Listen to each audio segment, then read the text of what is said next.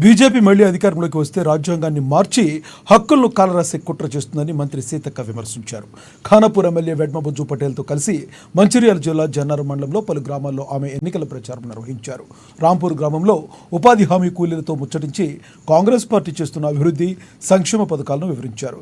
చేతి గుర్తుకు ఓటు వేసి ఆంధ్ర సుగుణను గెలిపించాలని సీతక్క కోరారు. ఆ తర్వాత తిమ్మాపూర్ గ్రామానికి చేరుకుని హనుమాన్ మందిరంలో ప్రత్యేక పూజలు నిర్వహించారు సీతక్క. ఇంద్రవెల్లి అమరవీరులకు మరి నివాళులర్పిస్తూ ఈరోజు ఇక్కడ ఆదిలాబాద్ జిల్లాలోని ఆదిలాబాద్ పార్లమెంట్ పరిధిలో ఉన్నటువంటి జన్నారం మండలం ఖానాపూర్ నియోజకవర్గం మా సోదరుడు మరి వెడంబొజ్జు గారు ఇక్కడ స్థానిక మండల నాయకులు అందరం కూడా వివిధ గ్రామాలకు ప్రచారానికి రావడం జరిగింది. ప్రజలలో మంచి స్పందన ఉంది. కాంగ్రెస్ ఏం గ్యారంటీ అని కొంతమంది దుర్మార్గులు దుష్ప్రచారం చేస్తారు. అందుకని ఇక్కడ జరుగుతున్న మేము ఇట్లా వెళ్తుంటే ఇక్కడ జరుగుతున్నటువంటి ఉపాధి హామీ కడివేడు ఉపాధి హామీ చట్టం కాంగ్రెస్ పార్టీ భూమి లేనటువంటి పేదలకు పని దొరకనటువంటి శ్రామికుల కోసం ఆనాడు యూపీఏ చైర్పర్సన్గా సోనియమ్మ ఇచ్చినటువంటి చట్టంతో ఈరోజు ఉపాధి హామీ చట్టం 100 రోజుల పని వర్కులు నడుస్తున్నాయి.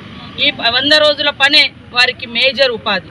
మీకు అందరికి కూడా తెలుసు, గతంలో కరోనా వస్తే హైదరాబాద్ వివిధ రాష్ట్రాలలో చదువుకోవడానికి పోయిన వాళ్ళు, చదువుకున్నోళ్ళు, ఉద్యోగాలు వదిలేసి వచ్చినటువంటి వాళ్ళు గ్రామీణ ప్రాంతాలకు వచ్చినప్పుడు ఏం దొరికిందంటే ఉపాధి. కరోనా టైంలో ఉపాధి హామీ పని.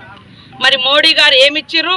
తాలి బనావో ఏంటి, తాలి బజావో, అదేవిధంగా దీపం వెలిగించి, ఇవి రెండు తప్ప ఏదైనా మార్గం ఇచ్చిర్రా? కాబట్టి రాబోయే కాలంలో బీజేపీతో రాజ్యాంగానికి ఎంతైతే ప్రమాదం ఉందో పేదలు చేసుకున్నటువంటి పనులకు కూడా ఉపాధి హామీ చట్టానికి కూడా తూట్లు పొడిచే విధంగా నిర్ణయం